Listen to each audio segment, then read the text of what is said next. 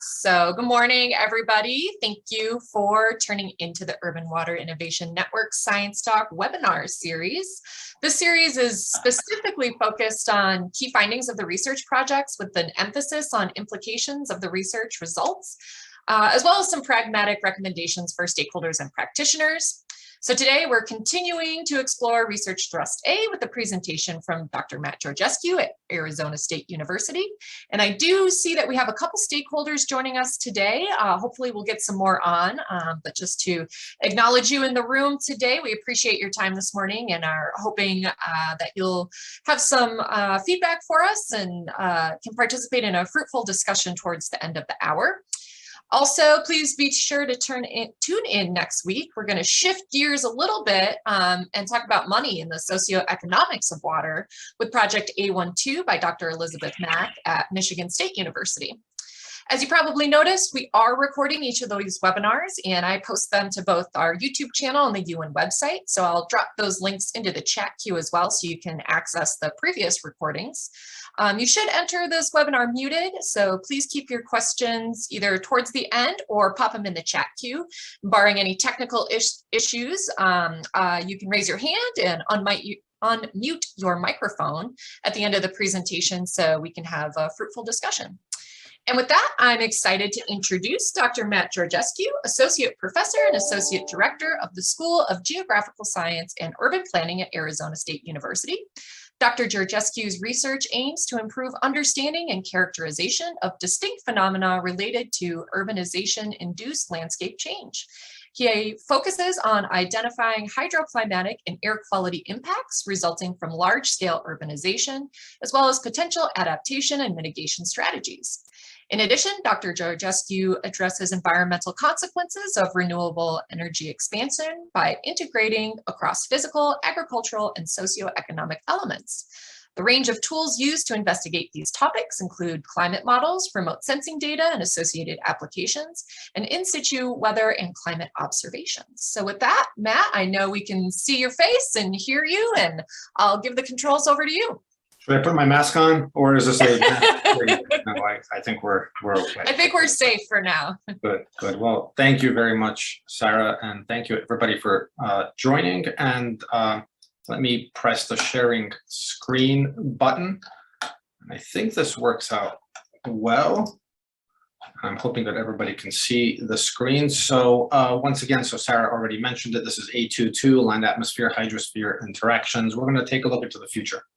And we're going to focus on environmental change, principally in terms of temperature and precipitation over urban areas. And although I led this project, really, I owe a lot of debt and gratitude to Ash, who's in New Zealand now, and Scott Cranhoff, who's back home in Canada now, and Mohammed Mustawi over at ASU.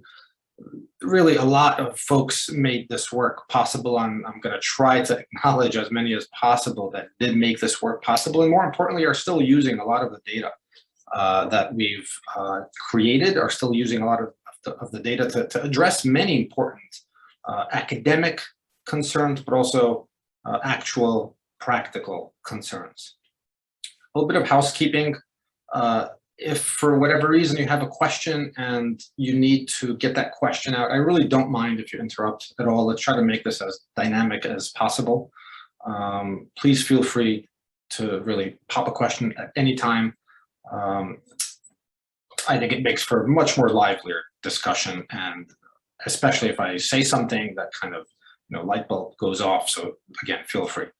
Let's start off by reminding everybody what the Project A22 objectives were. Those UN participants are probably aware of them because I keep repeating them and repeating them, but those that are not in the daily activities of UN, I think this will set the benchmark and really inform some of the presentation material that we're going to be discussing. So there were three principal objectives. First, to investigate whether the two principal drivers of urban heat, on the one hand, it's large-scale greenhouse gas-induced climate change, or climate change for short, and urban development, the physical manifestation of the built environment itself. These are two disparate forcing agents, and we're going to come back to these over and over throughout the talk. So it's important to just conceptually realize that these are two different forcing agents both impact the urban environment.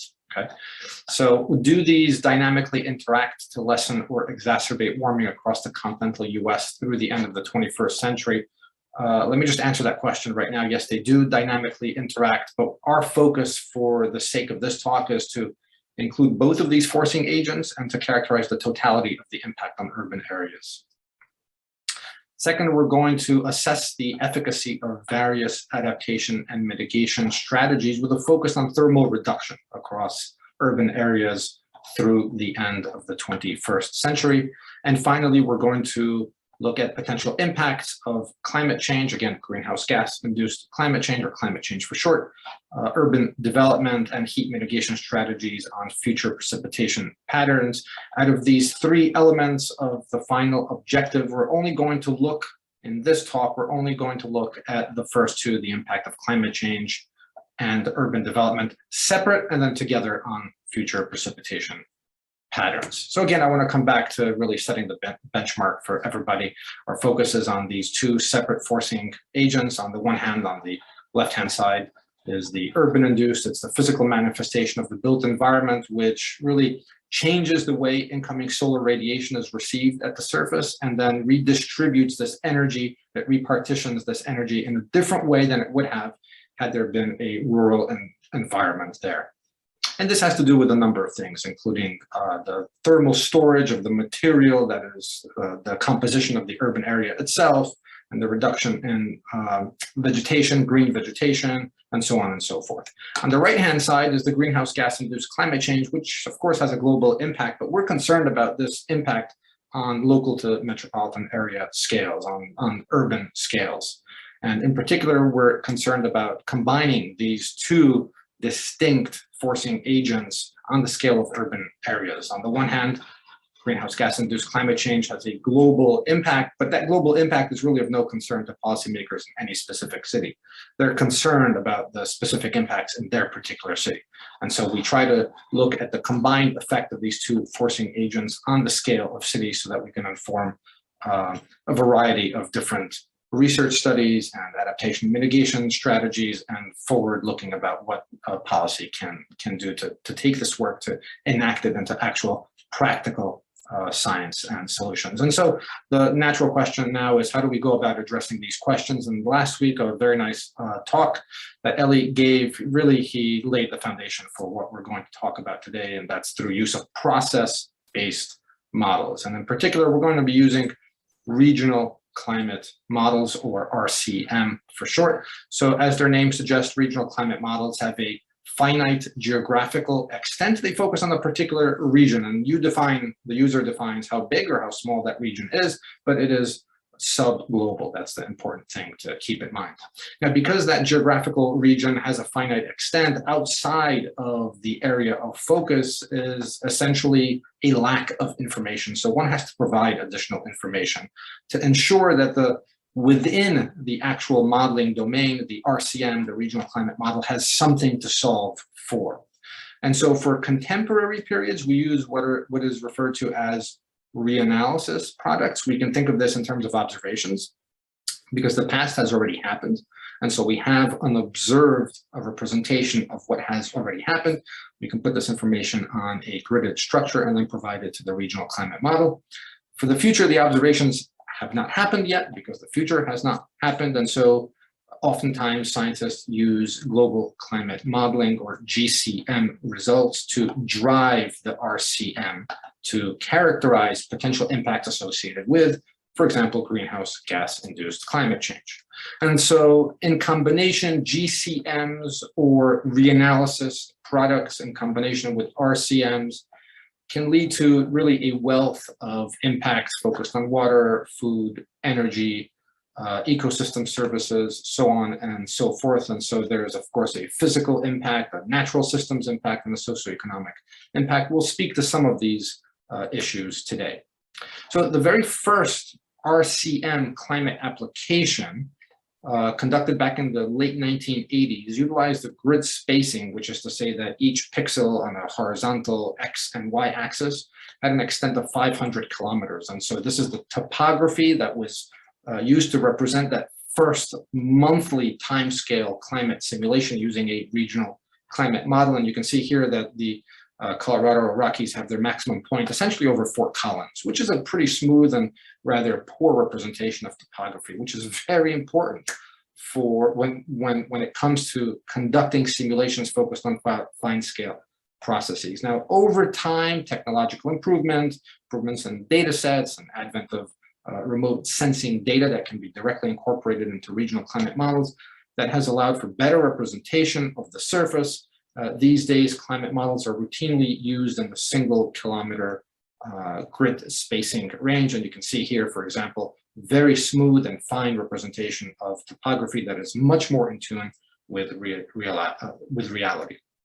And so a key advantage of RCMs over their GCM counterparts is higher resolution of processes and therefore higher resolution of impacts. We're not focused on globally averaged temperature over, let's say, the entire planet by the end of the century, but we can say something specific for continental United States or something even specific for urban areas, as we're going to do in this talk.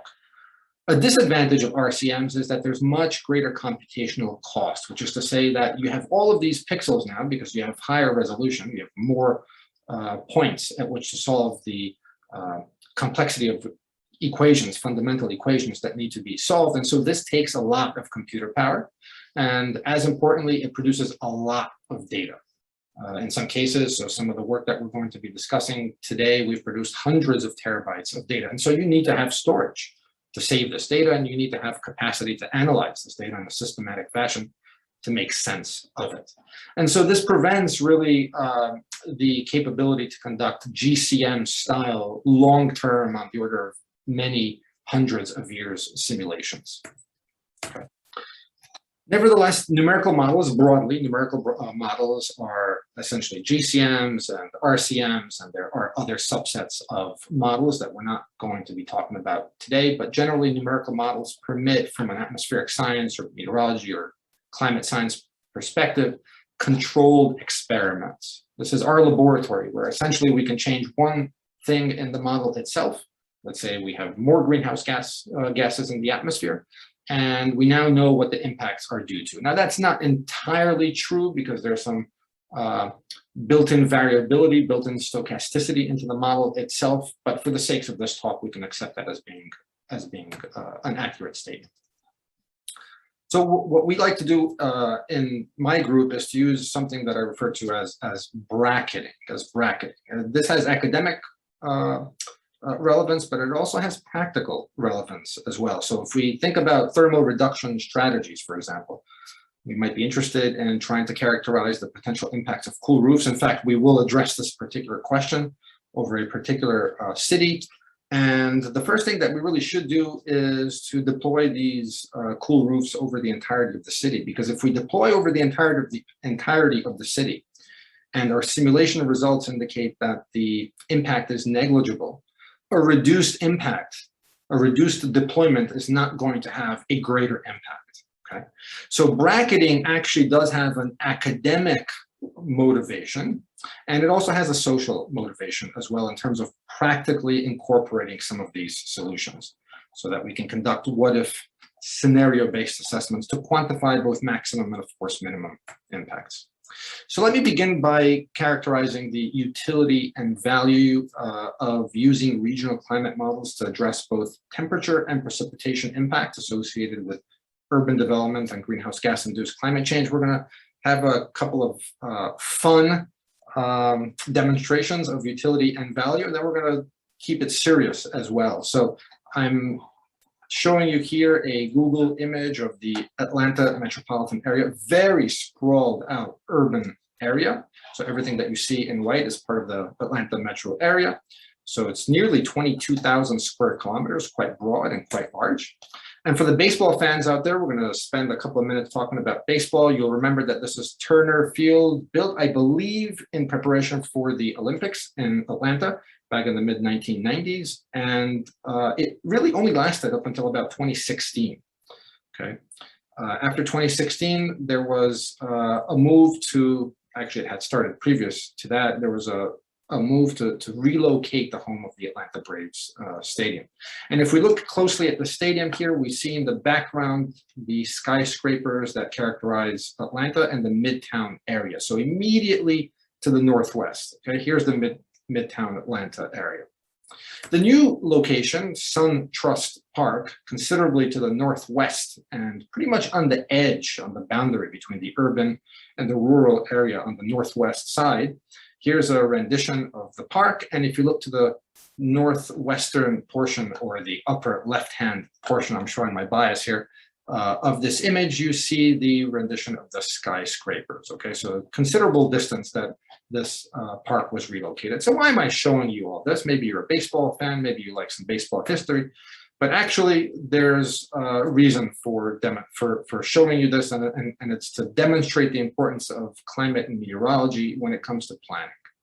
So in 2017, the very first year that the Braves moved to Suntrust Park, there was an article that came out, and this is courtesy of Dr. Marshall Shepard at University of Georgia.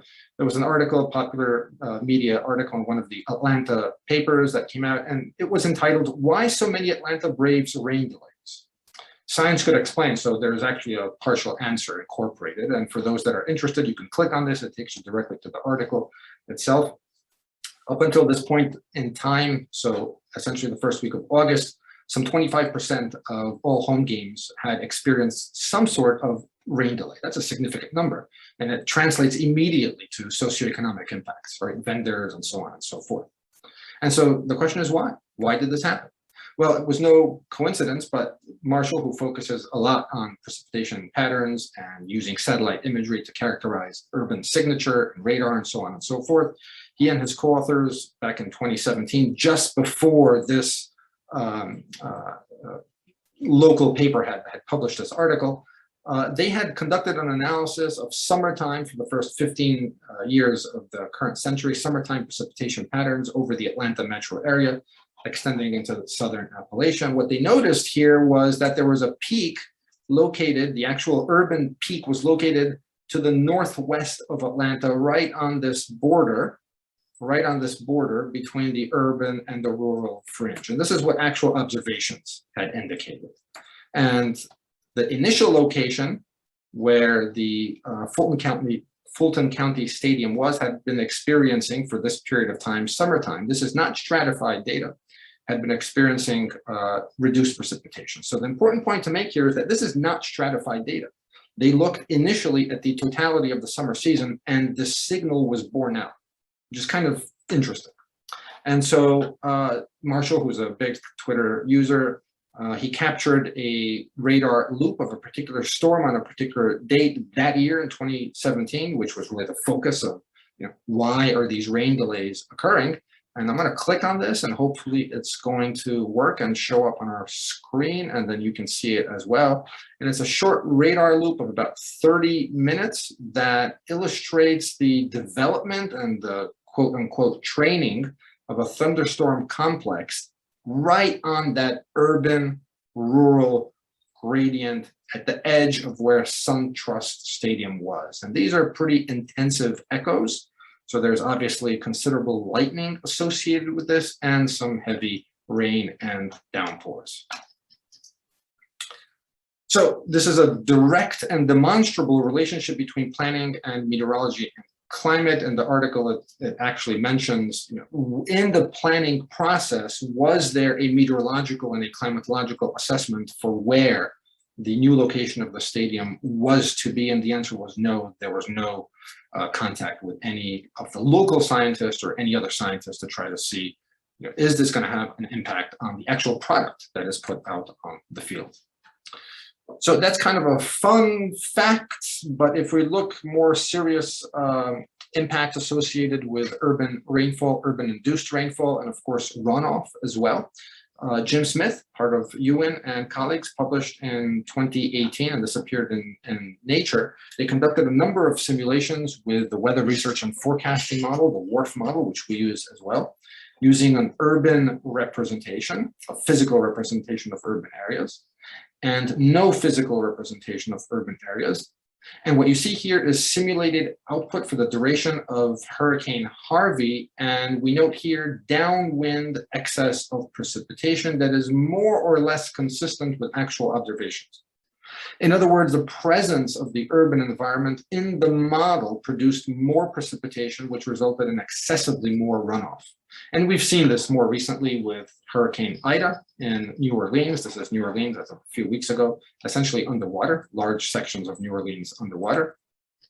We saw this all the way up into the mid-Atlantic as well. So Rutgers football first home game of the year was set to be on a Thursday night, and it was right at, I believe it was a Wednesday. The remnants of Hurricane Ida were traveling across the mid-Atlantic, dumped in excess of a foot of rainfall across many portions along its track, somewhere between about 6 to 10 inches in the local New Brunswick area. So the stadium is located about a half mile to maybe a mile away from the Raritan River. The Raritan River peaked and swelled and overflowed its banks onto the appropriately named. This road, which is partially underwater, is aptly named, and this is before this happened, River Road.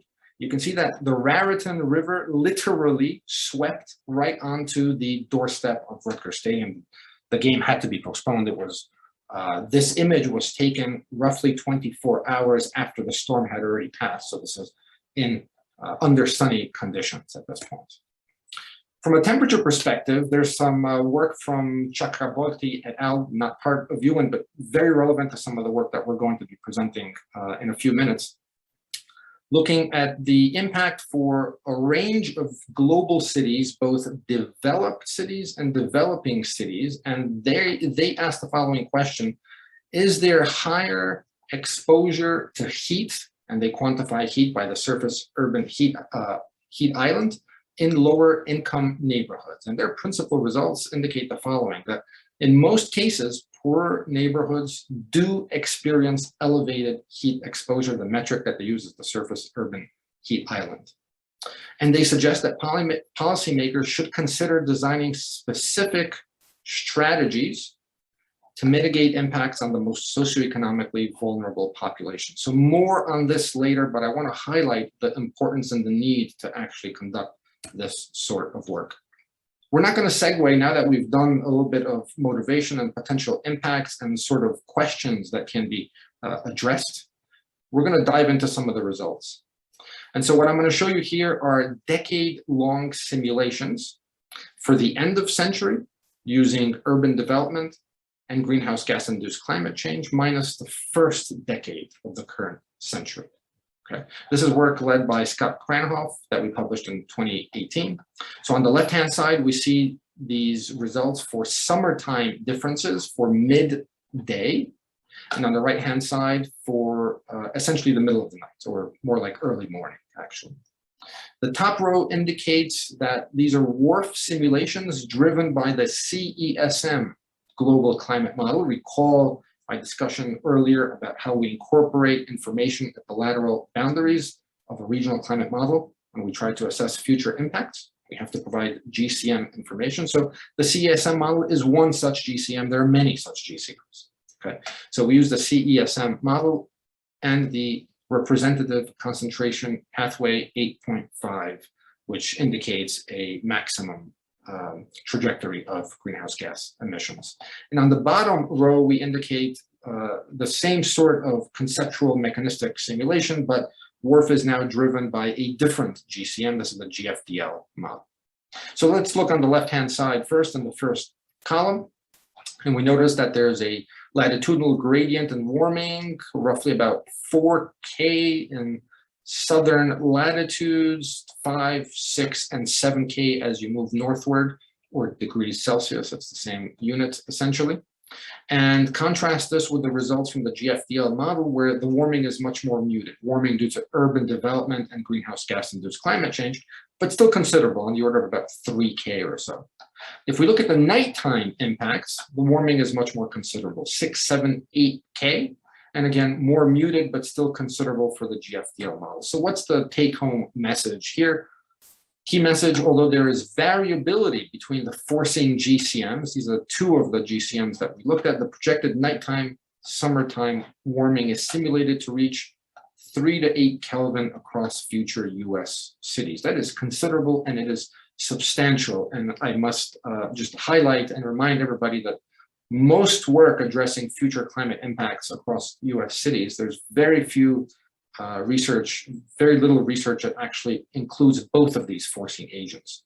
Typically it's one or the other. So what happens if one incorporates, yes, question please. Yeah, could you say the date again, when you have this as 100 years or? So this is the average differences between the last decade of the current century, so 2090 to 2099, minus the first decade of the current century. Does that answer your question, Mike? It does, thank you. Thank you.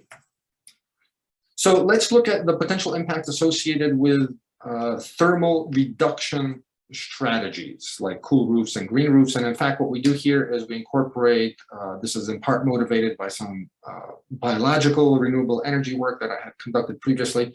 Imagine green vegetation that is evapotranspiring, but it is simultaneously very glossy, so it is very reflective. So we have highly reflective, imagine cool roofs, vegetation. Okay, so we incorporate all of those features into our adaptation, quote unquote adaptation, and we conduct a simulation again with a CESM model. Note now that this is RCP 4.5, so 8.5 high emission scenario, 4.5 reduced emissions scenario, and the CESM RCP 8.5. So it's the same GCM, but a different RCP. Left-hand side, daytime average, again, the last decade of the century minus the first decade of the century. And if we look here, we notice that the deployment, so we're bracketing now, which is to say we're deploying everywhere. We want to know what the maximum possible effect is before we can start making or asking questions, where should we deploy these strategies? So when deploying maximally everywhere, when taking this bracketing approach, we know that warming is now reduced roughly to about 1 to 2 K in the eastern United States, or 1 to 2 degrees Celsius. And all of the warming is completely offset with some of the with these strategies, and it actually leads to some cooling over portions of the western United States. This is under the CESM RCP 4.5, so reduced emissions scenario during the daytime. Okay, so during the daytime, substantial reduction in warming across the across the east, and even more warming reduction across the west, which actually leads to some daytime cooling. Contrast this with a CESM RCP 8.5 emissions scenarios, now greater concentration of greenhouse gases. And again, we see a reduction in warming, but we still the final result still indicates warming of roughly 3 to 4 K in the eastern United States and about 1 to 2 K in the western United States. Impacts during the nighttime are not reduced much, and much of this warming actually remains 5, 6, 7 K according to the CESM RCP 8.5 and reduced magnitude for the RCP 4.5 scenario. So the key message here is that urban thermal adaptation strategies can reduce a significant fraction of projected summertime daytime warming, but we highlight here a very important feature that there's considerable sensitivity to GCM emissions scenario. So here we noted sensitivity to different GCMs. And here we note sensitivity, in addition to that, to different scenarios from the same GCM. Now, one of the highlights of this work is that we produced output every 3 hours. So for 10 years in the first part of the century, 10 years at the end of the century, we produced a wealth of data, 3 hours. So we have 8 points across the 24-hour period. So we can look at the diurnal cycle, the evolution of temperature during the entire 24-hour period. So again, summertime differences, last century minus first century, last decade of the century minus the first decade of the century. And this is the diurnal cycle here. And each one of these curves indicates the averaged urban conditions for a specific region. So the blue contour, all the urban areas in the Northwest region. for example.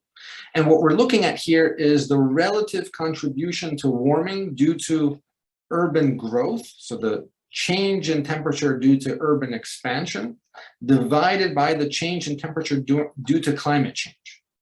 Which is to say that if that ratio is equal to 1, that means that the contribution to warming due to the expansion of the built environment, the growth of the cities, is equal to the contribution due to greenhouse gas-induced climate change. That's a very important finding. It's consistent with our previous work, but we had not conducted an analysis across the entirety of the diurnal cycle. So this is very important for a range of societal impacts.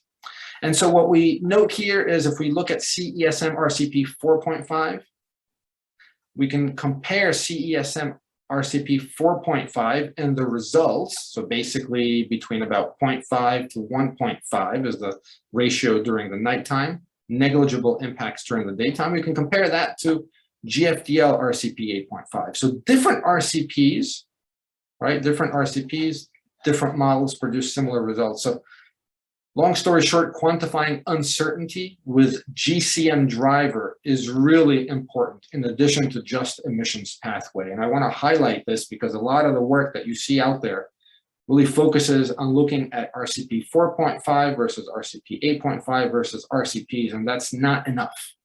That's not enough because these GCMs have different sensitivities to greenhouse gases. Okay. So overall, the relative urban-induced impact varies across the diurnal cycle. It's at least as important as greenhouse gas-induced climate change during the evening and nighttime hours, but it is negligible regardless of GCM and emissions pathway during the daytime hours. During the daytime, greenhouse gases dominate. So we extended this work. This is research led by Ash Broadbent that was published last summer. We extended this work by looking at a trio of forcing agents. So far, we've looked at just 2 forcing agents, and these were climate change, so greenhouse gases, and urban development. We now add a third, population changes due to migration. So we obtained this data from the Environmental Protection Agency. They have population migration for, I believe, every decade, maybe every 5 years out to the end of the century. So we can see shifts in population from the north to the south. And we can make some very interesting calculations as a result of this by developing a new metric, which we refer to here as a person hour of exposure. So what does that mean? That means that if you have one person that is exposed to 10 hours of extreme temperatures, and we define extreme temperatures, there's a range of definitions, 99th percentile, 95th percentile, 90th percentile, so on and so forth. So one person exposed to 10 hours of extreme temperatures undergoes 10 person hours of exposure. Similarly, if you have 10 people that are exposed to 1 hour of extreme temps, these have undergone 10 person hours of exposure. Okay, so in terms of exposure in these 2 examples, it is identical because what's changing is the number of people that are being exposed. So that's a fundamental property, right? If the temperature increases, but there's nobody there, then the impact in terms of human populations is minimal. Okay. So what we did then was to calculate the change in end of century, again, last decade of the current century, relative to the first decade of the current century, the projected change in person hours, and this is the percentage change for some 50 of the largest cities in the United States. And for most of these you see, so for example, this is the continental United States average, it's roughly about a 30% increase in person hours, if you average across all of these cities. But you'll notice that some cities, color-coded by geography, experience a much greater increase in person hours, 60, 70, 80%, in some cases exceeding 100% increase in person hours, relative to other cities like the Pacific Northwest, so Portland and Seattle. Overall, the relative projected impact of future extreme heat does indeed show considerable variability from city to city, but it's really substantial for many cities. Okay? And the principal finding here is that we characterize the contribution, and this varies from city to city, of these disparate forcing agents: climate change, so warming, urban development, also warming, but a different type of warming, warming due to the built environment. But of course, if there's no people there, or on the contrary, if there's a lot of people moving there, even with minimal warming, then the metric of person hours is going to illustrate a substantial increase. So you'll recall before that we had showed some previous work, not from our group and not part of UN, but really instrumental in highlighting the need to develop research that targets appropriate deployment of thermal reduction strategies for those that actually need it. So this is work that is currently in revision with the Science of Total Environment, led by Ash Broadbent, but it's really a team effort. So on the left-hand side here, Juan Declet Barreto developed a heat sensitivity. It's a census-based index. And there's a number, so here's the legend on the left-hand side here. So the highest heat sensitivity neighborhoods in the Phoenix metro area is over in South Phoenix. And the lowest are at the extremes of the urban edge, as you can imagine. And there's a very fine gradient that extends from the central Phoenix area into the outlying, less dense neighborhoods. And so the question that we asked was a very appropriate question, and it was motivated by some discussions that we had at UN several years ago, some 3 years ago, but it segues nicely from some of the current work that is being conducted now. If we deploy these thermal reduction strategies over areas that are most sensitive to the heat, what is to be gained if we, quote unquote, employ our bracketing strategy and deploy these thermal reduction strategies over the totality of the urban area? So we conducted such an analysis where we deployed these strategies over different heat sensitivity zones to try to quantify the actual impact in terms of thermal reduction. And so the top panel here shows local time and the change in temperature in the highest heat sensitivity zone. This is 10B, essentially in South Phoenix. Okay, so if we deploy cool roofs over the entirety of the metropolitan area, what is the ensuing response in terms of temperature reduction in zone 10B? Well, that's this purple contour that peaks at about a reduction of about 0.8 of a degree Celsius across the diurnal cycle. You'll note once again that the maximum impact is during the daytime and there's reduced impact during the nighttime. So then the question is, well, what if we only deploy these strategies over those locations, over those geographical locations, those neighborhoods that are most sensitive? And so that's the cool 10B only contour. That's this contour. I don't know if you can see my mouse, but the cooling peaks at about 0.5 to about 0.6 degrees Celsius. And expansion across other heat sensitivity, so expanding outward from the most sensitive to less sensitive, leads to incremental changes in the efficacy in terms of temperature decrease over the highest heat sensitivity. So what does this mean in terms of actual efficacy of these strategies? Our results highlight the predominantly, but not entirely, local cooling impacts of cool roofs. So for example, if we deploy these strategies over just these red pixels in South Phoenix, we get the cooling over that particular confined geography that peaks at about 0.5, 0.6 Celsius, but incremental cooling that is achieved if we continually expand deployment of these strategies. If one is targeting cooling in the extreme heat sensitive area of Maricopa County, so 10B here, installing cool roofs beyond zones 9 and 10, characterized here as still highly sensitive to high temperatures, will provide minimal additional benefits in those zones that need them most. And so a very important question is, to what extent are these results generalizable and scalable to other cities? And how do they compare with other thermal mitigation reduction strategies, like biophysical materials, like street trees, green trees, enhancement of green vegetation, incorporation of urban agriculture, so on and so forth, maybe irrigation. And so, of course, meteorology is a huge determinant of this result. Climate, background climate, topography, all very important. So lots of work to be conducted in this realm. I want to say something about precipitation as well, and I'm showing you this slide really just to highlight the wonderful precipitation results that we've been able to obtain with these same data set that I've been talking about until this point in time. Okay, so we conduct a first decade of the century, a continuous simulation, and this is the precipitation patterns in terms, so patterns in magnitude that the model produces, and this is the observations in terms of extreme precipitation, the 99th percentile of daily average precipitation for the first decade.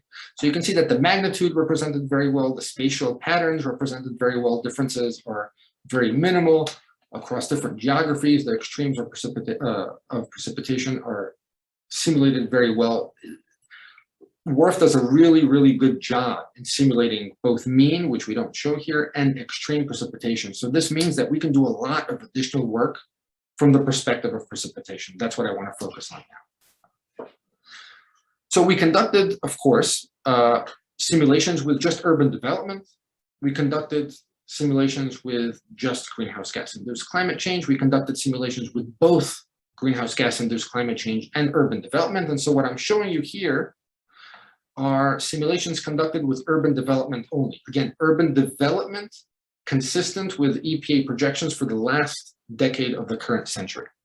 And what I'm showing you here are extreme precipitation results corresponding to the 90th percentile of extreme precipitation. This is the first decade of the century, 95th percentile and 99th percentile. And each one of these dots represents a particular city. And what I want to highlight here is that when you include only the growth of cities, the physical expansion of cities, that by and large, there's always an exception or two, by and large, cities can either increase precipitation, fall into quadrant 1, or decrease precipitation, fall into quadrant 2, for all extremes of precipitation. For the most part, quadrant 1 and quadrant 2. This is not a novel result. This has been shown using really foundational observations that have been well known since the 1970s. There's been a wealth and breadth of researchers that have shown this using satellite data, using remote sensing data. I showed you previously the evolution of that thunderstorm complex over the rural-urban gradient, courtesy of Marshall Shepard. So this is not a novel result in and of itself, although it's, to my knowledge, one of the first, if not the first, climate scale assessment of this impact. But what's unique about this work is that when we incorporate both urban development and climate change, we now see a shift. All of these dots here have been shifted from quadrants 1 and 2, primarily to quadrant 1 and 4. So this is the 0 line. So above the 0 line, you have a positive change in extreme precipitation for the 90th percentile, 95th percentile, and 99th percentile. So this is important because it suggests what IPCC, the 5th assessment report, and what the 6th assessment report is already saying and is going to continue to say, that extreme precipitation in urban areas is going to increase. But this is the first effort to look at the contribution of both of these forcing agents, which show actually compensating effects between urban environments and the greenhouse gases.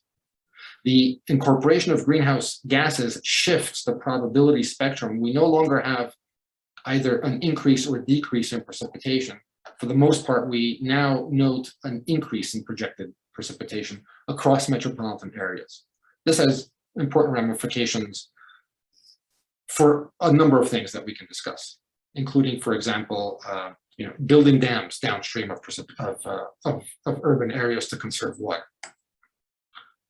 I want to reiterate, and I've mentioned this in UN related talks, but I want to mention it here for potentially a broader audience. We've made all of this data freely available on the Arizona State University Research Data Repository. If you click on this, I'm not going to click on it now, but if you click on this, it takes you directly to this link. And we provide all of the data that well, not all of the data, but all of the relevant data that one would reasonably be interested in producing. And so we want folks to use it. It's free. It has a wealth of metadata And if there's any concerns associated with grabbing the data, please contact me and I will put you in touch with one of my graduate students. But again, the wealth of this data, so this was produced 4 years ago. It remains to this day, to my knowledge, the only data set that incorporates both of these forcing agents, urban development and greenhouse gases, separate and together, which are really important if you're trying to characterize impacts over large spatial areas in general, but urban areas more specifically. So the need for local results, and I'll stop with this. A couple of days ago, in fact, on September 20th, one actually sent us to a few of us a couple of days ago, the Biden administration issued a small brief highlighting the importance to quantify extreme heat over cities based in large part on what was experienced over this past summer over many of the urban regions across the entirety of the United States. Extreme heat for most of the United States. Ironically enough, one of the urban areas that the Southwest was spared from extreme heat, not like last year. Last year, the Southwest was not spared, but this year, the Southwest was spared. One of the few areas that did not experience this extreme heat, but many other areas did experience this extreme heat. And so new initiatives are being announced that are focused on building local resilience, enhancing safety protocols, in large part based on this EPA, Environmental Protection Agency document that came out also in September, focused on climate change and social vulnerability in the United States. David Handula, who's a core member of our UN group, was a reviewer for this paper, which focused on a number of social elements, including what we've touched on here, focused on extreme temperature and extreme flooding. So flooding is really focused here on coastal aspects, but also inland flooding as well. Once again, if you're interested in these documents, there's a direct link embedded in these, so you can just click on them and it will take you to the necessary document. So I want to finally stop here and really thank everybody that's been contributing to this. It's been a number of people, and I'm really grateful for everybody's work to date so far, and really grateful to many that are continuing to use this data set.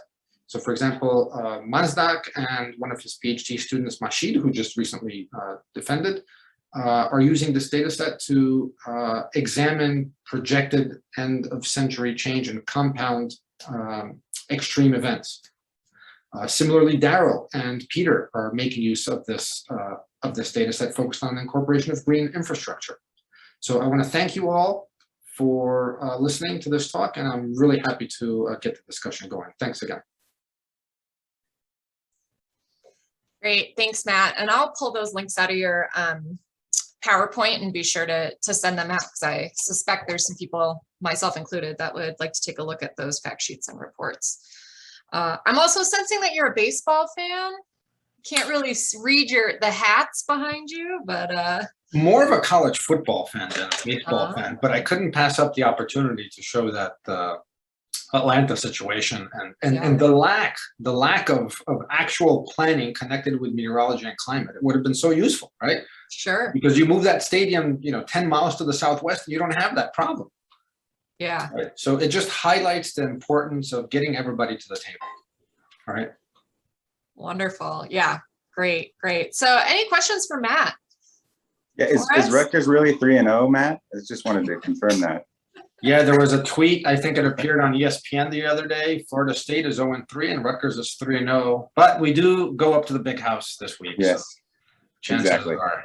But I have a real question. I just thought I would, do the college football interlude, since my team is playing Colorado State this weekend, and we're number 5 in the country. Sorry, Colorado State. No offense taken. I'm a Packer fan, so I could care less about college football. So if you go back to the regional distribution on Maricopa County of temperatures, I just wanted to discuss the spatial domain. This is air temperatures at 1 meter. On the left-hand side, it's the social vulnerability index, not temperature. But it's driven by an air temperature variable in the model. No, this Right? is a census-based outcome. Has Oh, nothing. okay. Yeah. Sharon is actually on the call, and she can probably provide more input. But is it? Yeah, yeah, okay, yeah. I'm just curious what the heat input into the model is, whether it's both, whether it's like My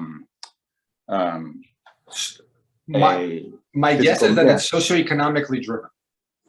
Yeah. Density and socioeconomically driven. So not temperature driven. This is not temperature driven.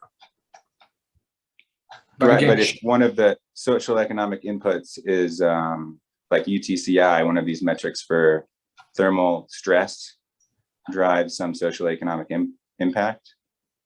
I was wondering whether that was a driving force. I don't know. I'm just curious what the mechanism, if that was one of the mechanisms in there. Unfortunately, I see Sharon not on the call to save me. No, it's fine. So I can't fully say with utmost confidence that temperature is not an input, but by and large, this is a socioeconomically driven. But But the two plots on the right are for that specific zone, an air temperature result at 2 meters. Exactly. As a result of deploying cool roofs. Yeah, that's the one. I guess I was associating those plots with the left when I was watching. They're not. They're not. So, but then still between zone 10B and the other zones, you have a certain spatiality of your air movement. And I was curious whether in the model you have variable like meteorological wind inputs that would cause more or less mixing between these zones, or if that's because this just felt like a one-off case. Like if there was a high wind speed day, there might be more regional intermixing between temperatures, and if were not, you a that's reviewer like a for huge... this? So the answer is yes, we do account for advection. The second answer to your question is this was not a particularly windy period. There was wind and circulation, but not extreme in any sense of, so compared to no, we have the same problem at the building scale. Like at the building scale, people always, it's just impossible to get a scenario for every potential wind direction and wind speed, and it gets kind of hairy so making predictions. So to answer your point, it would be nice to actually stratify these results by sorry about that. Oh, no, now I'm stuck, sorry. To stratify these results by direction of wind, but to address your more core point, you can see that advection is accounted for. If you look at this, I don't know if you can see my my mouse arrow, right? If you look at the cool 10B only, so this contour indicates the decrease in temperature over South Phoenix if cool roofs are deployed over that high sensitivity zone. But if these cool roofs are deployed everywhere, this is the ensuing change in near surface temperature over that same 10B area. So advection does play a role, but it's not the dominant role. Yeah. Right? Because there is an incremental increase in cooling as a result of increasing the surface area of deployment. But and there is a convective term between, like, the surfaces are way hotter than the air temperatures when they're cool or not. And so you have also, that's in the model too. As the advection increases, you increase the heat you pick up off the hot surfaces. You could get more cooling. And windier. More delta. Anyway, I won't dive into the details. I'm just curious because we're building these surface temperature models and trying to get the right convection coefficients at the scale of the building. It would be so you can imagine you can imagine that there's lots of assumptions being made here. Oh yeah, because what's your grid scale? Your grid scale for this, for like one of these zones, is how big? So this is 1 kilometer grid space. Yeah, exactly. Yeah. So this is where we always have the same discussion, Matt. Is that how do we get the details of a 1 meter thing in a building represented in a 1 kilometer grid? Yeah. So you can imagine the convection coefficients, one value representing a 1 kilometer pixel, 1 square kilometer pixel. Yeah.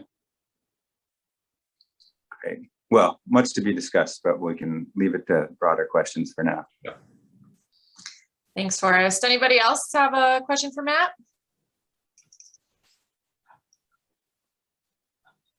I haven't seen anything else pop up in the chat queue, so I will relinquish you all for the day to get on with the rest of your mornings and afternoons. It's good to see you. Thank you, Matt. I will be sure to get this posted and the link distributed along with some of those reports that you had mentioned in your presentation as well. Thank you so much, Sarah. Thank you, Forrest, for your question. Thank you, everybody. Take care. We'll see you next week. Yep.